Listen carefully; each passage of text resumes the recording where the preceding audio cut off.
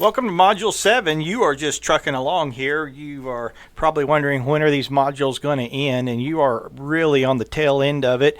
As an attendant, you should have or will be very shortly getting a hold of a wheelchair and learning how to strap that in and learning how a special programs bus functions. If you are a regular driver, you are probably, if you haven't already, getting ready to experience driving out on the road in a parking lot, showing and demonstrating your fancy skills as a school bus driver.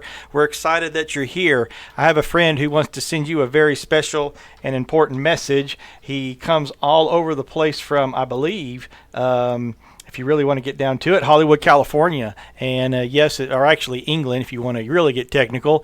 Yes, that's our friend Simon Cowell, and he's giving you a big old thumbs up, and he's proud of you, as we all are very proud of you. We're asking you to just keep it up. We are proud that you're here. I know that sometimes it feels like that you're just kind of spinning your thumbs, waiting for your time to finally get to action out there on the school bus, and that time is coming, trust me. But we want to make sure that you are as informed as possible of not just to help you to successfully be an attendant or a school bus driver, but we want to help you succeed in relation to every aspect of transportation in the industry here. We want to make sure that we're not going to put you in a place that makes you feel unsafe or feel like you're not completely adequate in that particular area. And this includes in the area of student management. And so we're going to talk about student management. And, this is probably, for some people, the most daunting task regarding driving a school bus or being associated with a school bus, whether it's an attendant or a driver, knowing, man, how do I relate to these kids, and how do I reach out to them and dialogue with them and help them to comply? And you have to understand there is a fine line. We want to be careful that we're not doing anything inappropriate. We want to avoid social media contacts with these students. We want to make sure that all the discussions we have are appropriate, and these things are outlined in your transportation handbook. But we want to talk about really how do I get with kids as far as making sure that they're complying to the rules on the bus, that they are complying with your directives as a leader, as the adult, as the responsible person on that school bus.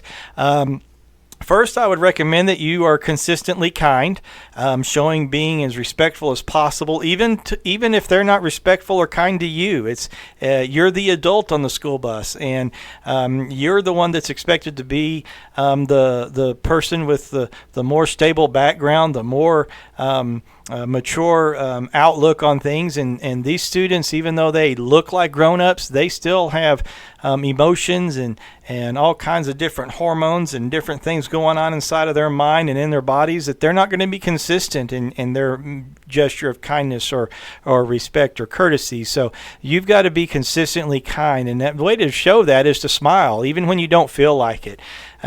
Always try to have a smile with your mouth or with your eyes or whatever the case may be. And I would encourage you, look in the mirror and see what your smile looks like.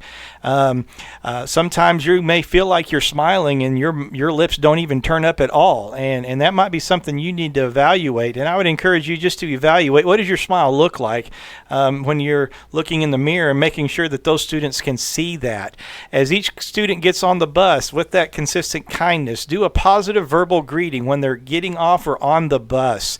If you can, start to learn their names and making sure that you are showing some gesture of concern and wishing them well, and you have a well-intended outlook for their life in some way. In that aspect, like I said, not only do you want to verbally greet them, but acknowledge each kid as they get on and off the school bus. If you do that, it makes them feel important. It makes them feel identifiable. It affirms their existence, that somebody has acknowledged their existence. And it's a shame to say, but some kids are very possible in our school district that go through the entire day and not a single person has greeted them by simply saying hello. And you want to make sure that never happens, that omission never occurs on your school bus. If you feel comfortable with it, you can give them a high five or a fist bump. On those type of things, though, and we want to refrain from touching students. But you know what? If those instances, if you want to just, offer it, I don't think that's that big of a deal. If they refuse to, don't worry about it. Just let them walk on by. But do something that lets them know you acknowledge them and that you are glad to see them and that you're glad that they're in the world. My goodness, if you want people to do that for you, how much would it mean for a kid who's really struggling in their day-to-day life, just trying to figure out what their place is and what they're supposed to be? And then whenever they're exiting, man, wish them good things. If you know that they're taking a test, say, man, good luck on that test. If you know that they have some kind of athletic competition, say, man, good luck. If you know that they have some kind of performance in the band or in other artistic ventures or whatever the case may be, wish them well for their day.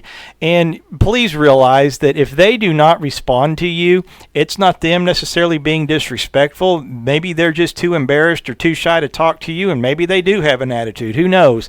But understand that that is not a failure or rejection of you, and it's not a failure on your part. So from that perspective, always try to be consistently kind in any gesture possible. But there's going to be tough days. There's going to be days that you're just going to be ready to not deal with students. There's going to be tough days. It's going to be more difficult to deal with students who really are constantly pushing your buttons and they're constantly bothering other students. And it's maybe just narrowed down to one or two students if you would find some way to address them. And I want to help you understand that on those tough days, we need to avoid this kind of mindset or these kind of excuses. And these excuses can turn into justifications to where you end up not being the best bus driver you can possibly be. If you avoid these kind of excuses and try not to settle into the mindset, well, you say, you know what, my job is just to drive the bus. It's not my job to deal with the students. Your job is to be involved in these students' life. You might want to give up on trying to address the certain issues on a school bus because you think it's too noisy to supervise the students and think, well, it's not going to do any good because they can't hear me. Don't hide behind the excuse that the kids don't like me. It doesn't matter if they like you or not. You are there as an authority figure. You are there as a mentor. You are there in the role as a teacher, and they still have to respect you and still have to comply to your directives. So you can't hide behind the excuse that they don't like you. It's your job to show them some kind of direction. Please be careful not to hide behind the excuse saying, I can't relate to students. We're not asking you to be able to talk their language and to dress like them and to be their best friend. Your job is to relate to them as a school bus driver to a student who needs to get from point A to point B. And if you can relate to them from that perspective, saying my job is to get you as a student from point A to point B safely, then you have every business and every platform of authority to relate to them. They should be able to listen to you. You don't have to talk to their level, and they don't have to be as smart as and intelligent as you are. You can still visit with them. I know sometimes you might find it's too crowded on your bus and saying, you know what, nobody's going to help me deal with this. I'm tired of dealing with the crowded bus. I'm just going to give up. We got to ask you to please kind of fight through some of those difficult circumstances. You can still show some measure of order and make sure that those kids respect you on that bus. Sometimes I'm going to say this, there's two rules that I'm going to hit on later on, is that you have got to make sure that students stay seated and as much as possible stay out of the aisle on a school bus. And if you have to, you're going to be concerned to the point of saying, you know what, I need to pull this bus over and I'm going to stop. I'm going to tell you, you're going to feel like that you just need to, you might think, man, I got to follow my schedule. I can't pull over and stop this bus because the students are standing. And I'm going to say, if the students are breaking the law, which is if students are standing on the bus, they are breaking the law, as we learned in Module 4 earlier, you need to pull that bus over and stop. And if they do not comply, I don't want you to worry about getting into trouble. I promise as management, we will back you up when it comes to students who are not obeying the law. And so if they're not obeying the law, you take care of the business and don't worry about, those horrible consequences that maybe management won't help you, because that's the other excuse is we just simply assume that the principals at the school or management here won't do anything about it anyway, so why try to discipline them anyway? I want you to know here at MISD we have I think a very effective student management program. We have a really good referral process, and I want to ask you to engage that, and I want to ask you to keep a hold of that and embrace it and work this process. So let's avoid excuses of how when it comes to student referrals and to student management. But when it is a time that you do have a difficult day, do your best to stay calm and avoid lecturing and arguing. Always pick your battles. You know, kids are going to break rules, but it doesn't mean you're incompetent. They're going to get away with some things, but pick your battles and make sure you're going to focus on the two rules, as I said earlier: no standing in the seats, and no and stay out of the aisle. As best as you can, even if you're trying to be heard, try to avoid yelling. I know it's going to be harder on some days than others, but remember, especially with little kids, they may understand yelling to be anger. So always try to keep that demeanor on the bus, that it is a wholesome, positive tone from your voice, even when you're trying to be heard. As you're visiting with students and talking to them and dealing with them, don't ever be fake and don't ever be condescending. The last thing kids want is for somebody to patronize them like, oh, I wish you were not the only one that could learn to be seated. If you give that kind of an approach to a student, it makes them feel like you're not really recognizing them as an individual or even a competent person who can understand directions. Maybe they're having a hard time listening to you, and I know they're pushing your buttons, but avoid being fake or condescending. And always maintain a learning environment on the school bus.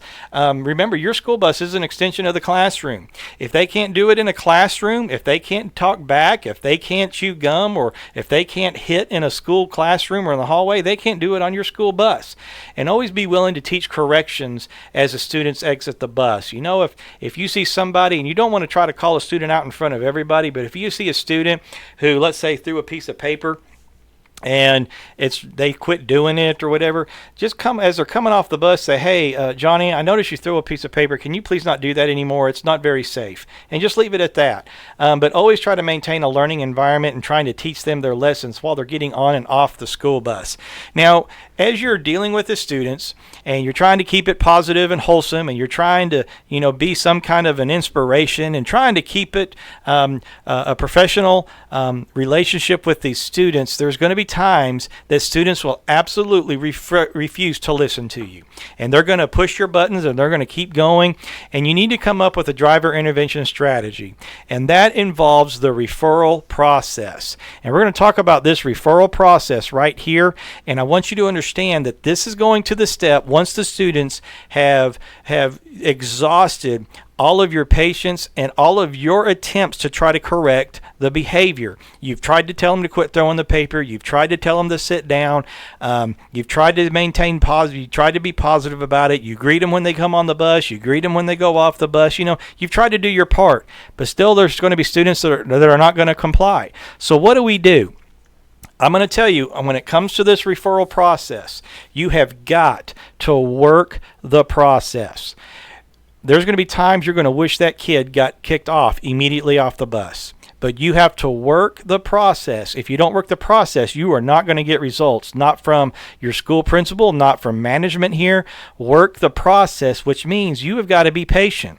You may have to wait 3 or 4 days before you see some actual objectives or results. And that's not, we're talking about dangerous situations. We're talking about getting a kid to just stay seated or getting a kid to quit throwing a piece of paper. But be patient. And remember, our objective is not to catch students and get them off the bus. Our objective is to get students to school safely. And so we're really wanting to make sure that they get from point A to point B. And now, do we want them to like us? Do we want them to joyfully comply and be happy with us? Absolutely. But if they just sit there, and if they're quiet, and if they're scowling the whole time and because they don't like you, but you get into school safely, accept that as a victory in your book. Now, anytime you have any kind of issue on a school bus that you have got to start doing the process of the referral, I want you to understand you need to keep a notebook in your bus at all times, and you need to document each infraction in a notebook. And we're going to talk about that a little bit more later. So hopefully you have some kind of a notebook with a writing utensil of some kind, and having that handy on your school bus at all times. But remember again, our objective is to get students to school safely, and transporting your students is your job. Think about this. If we looked at every kid who broke a rule and kicked them off the bus, in the middle of the year we had no students to transport, you have literally put yourself out of a job. So if we start kicking off as many students as we can, we're jeopardizing our job. So the bottom line is removing or suspending a student from the bus is really our very last option. Not only that, if we kick students off of the bus and don't provide transportation for them, you're going to see an incremental increase, and I'm talking substantial increase in the number of dropouts. Our job is to see these kids get to school, and hopefully some way a light comes on in their head that says, I want to be a productive citizen of society. And your capacity to get them to and from school is an integral part of that process. So thank you for your patience ahead of time.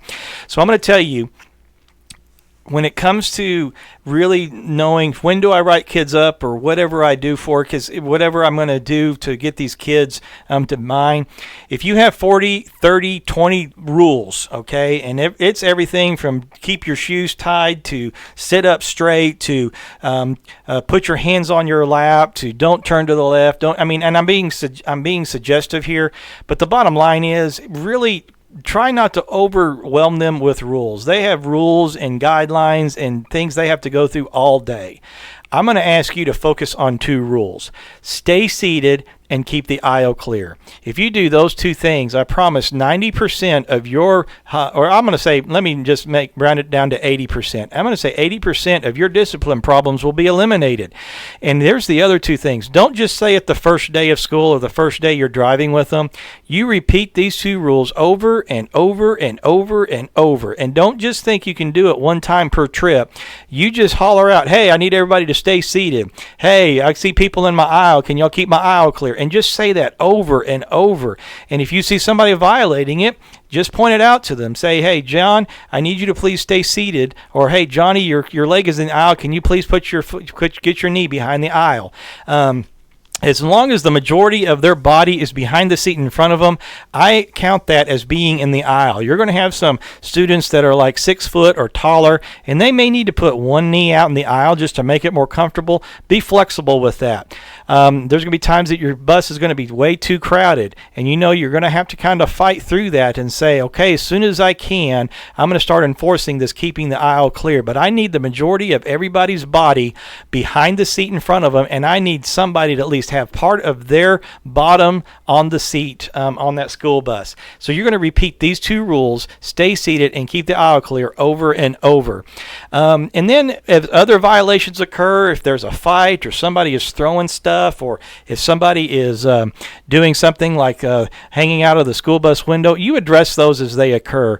But keep these 2 rules on your lips at all times. And the reason I say that is it keeps your students contained in a smaller area. If they're able to stand or get both feet in the aisle and turn around and start talking to people, their circle of influence, whether it be negative or positive, gets really is enlarged. But if you keep them contained by keeping them seated and out of the aisle, there's going to be a smaller circle that they can influence, and it also keeps kids safe in the case of an accident because their seat belt is literally the seat in front of them. So I'm going to say, when it comes to really, I'm not going to budge on these 2 items. I'm going to tell them to stay seated and keep out of the aisle or keep the aisle clear.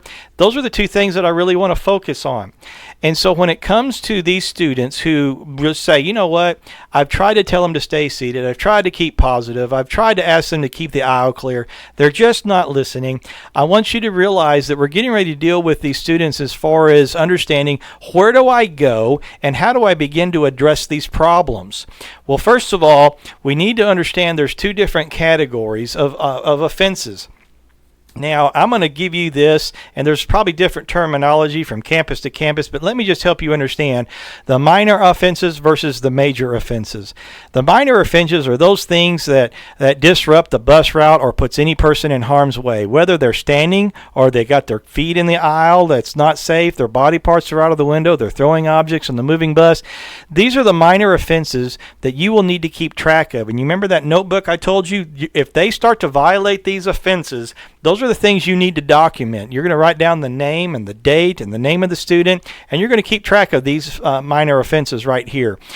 once we get to a certain point, you will report these minor offenses to somebody called the driver support representative, and you'll get more associated with who those people are. We have a driver support representative at Main Street and a driver support representative at 6th Avenue. But I want you to understand that these folks here will help you as long as you understand that you have worked the process in trying to keep these rules and minor offenses at bay. When it comes to major offenses, these are things like if there's a fight or drugs or weapons or assaults or terrorism or major bullying, these kind of things, that becomes something that where you just immediately go to your driver support representative or a manager, or if you're at the school, you're asking for a school administrator to come and help you with these things. And at that point, they will deal with the student from a school discipline perspective.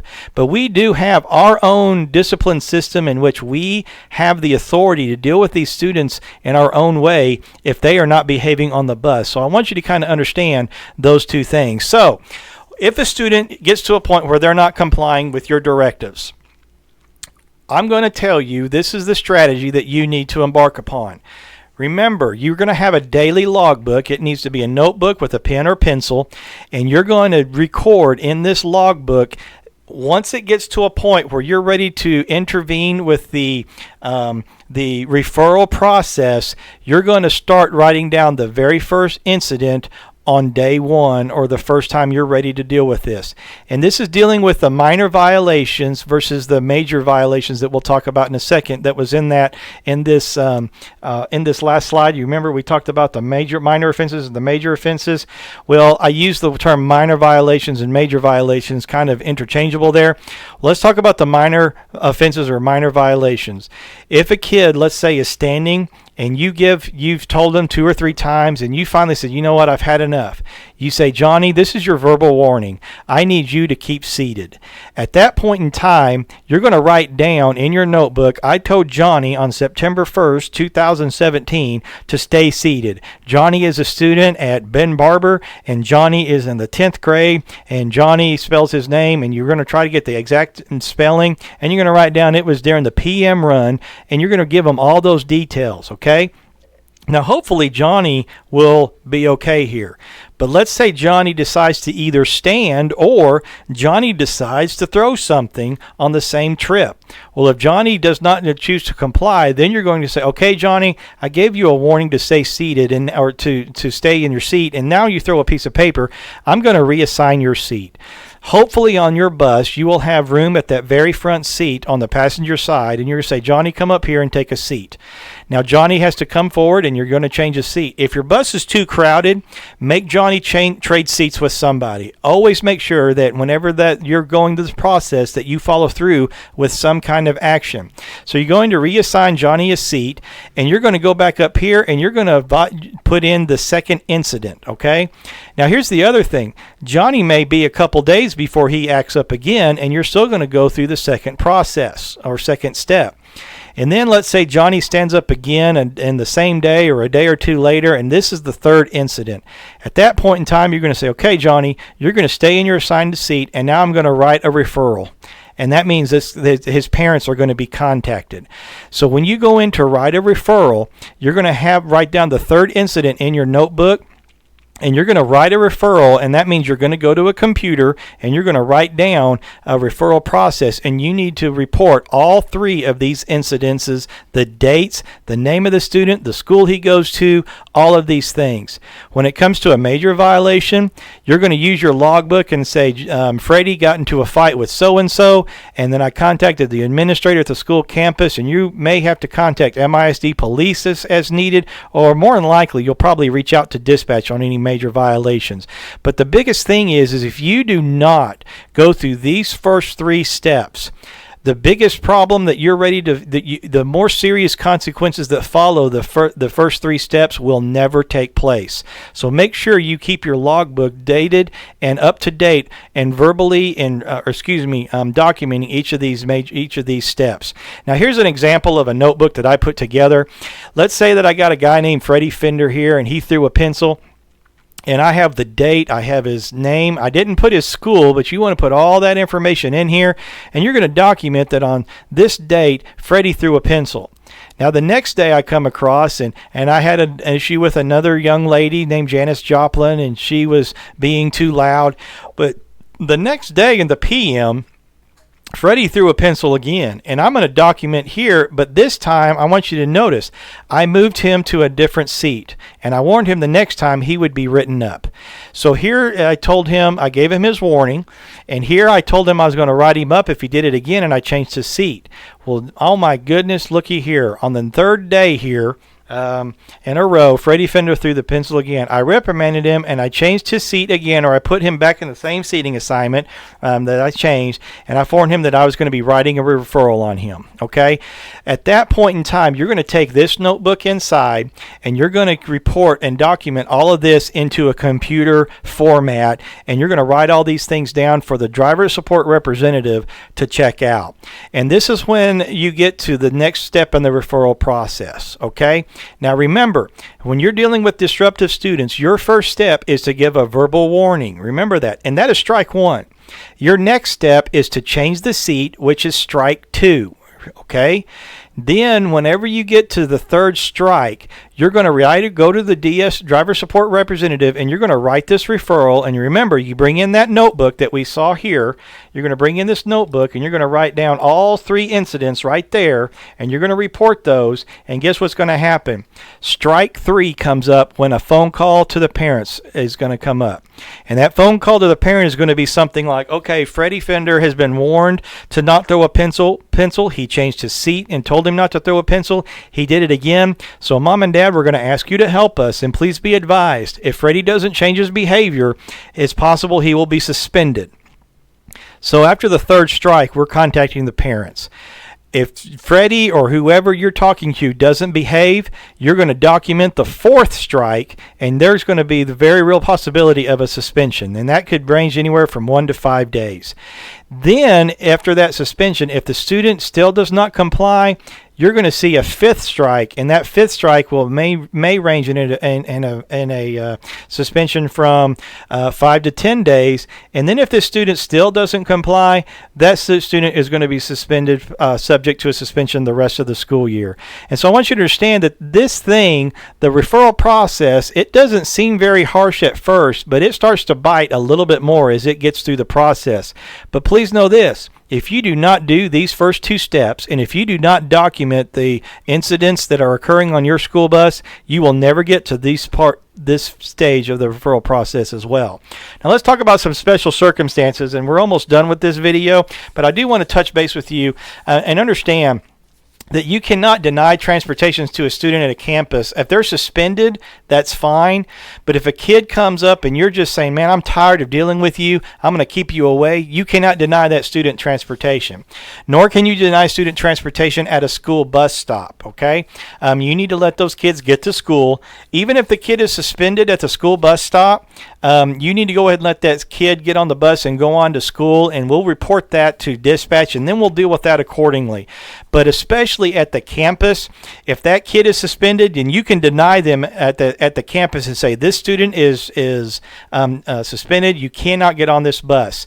But be sure always to call dispatch. Anytime you're in doubt, contact dispatch, and school administration must be contacted before leaving a student behind when you're in doubt. But if there is something unsafe that you see on a student, let's say that you've witnessed that student has a knife on their person, you need to call dispatch and tell them, I need an administrator. This kid has a knife. I'm not going to let him on my school bus. Also, while you're driving around, you cannot remove students from a school bus for disciplinary reasons. The only place they can get off is at their school bus. Students who do not cooperate with the driver in following safety procedures should be reported to the driver support representative. Remember, and you do that after a verbal warning, and you do that after you have changed their seat, and then you go to the driver support representative. And always document each step in the referral process. But let me ask you about this. We have regular education students, and we have special education students. And you might find yourself on a school bus with special education students on their school bus or on your school bus, especially if you're driving a special needs bus or a special programs bus. What is the difference there? In these cases, there might be a time that you need to write a referral, and remember, that's the whole process you go through after changing their seating assignment, giving them a warning, or there might be the need to do an FYI. So here, understand this. A referral is going to be for all students, and let's talk about a special ed bus, okay? And you've got a student who maybe has cerebral palsy, or a student with Down syndrome, or whatever the case may be. We'll always, and here's the deal, we do enforce discipline on our special needs buses or special programs buses, okay? Here's how we know if we're going to write a referral for a special needs student. If that student can control the outcome and their behavior, basically whatever it is, we're going to write them up and execute the referral process. If the student knows what they are doing is wrong and we can verify that, we're going to go through the referral process. We're going to give them a warning and we're going to change their seating assignment. If the student can comprehend consequences or negative actions, then we're going to do that. We're going to go through the referral process. And we always need to address the issue to correct the negative, unsafe behavior, regardless if they are a special ed student or special needs student or a regular ed student. So let's keep this in mind that sometimes a regular ed student will always succumb to this referral process, but we have to make the distinction for, are we going to do a referral for a special needs student, or are we going to go over here to this other category, which is an FYI? That's for our special education, special needs students.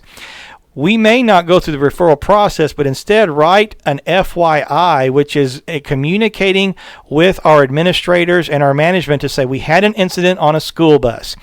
If we have a kid that, say, has cerebral palsy and he has a seizure and he hits a student, we're not going to do a referral for that student for hitting a student, because he can't control the outcome of his behavior. He may not even know what he's doing is wrong.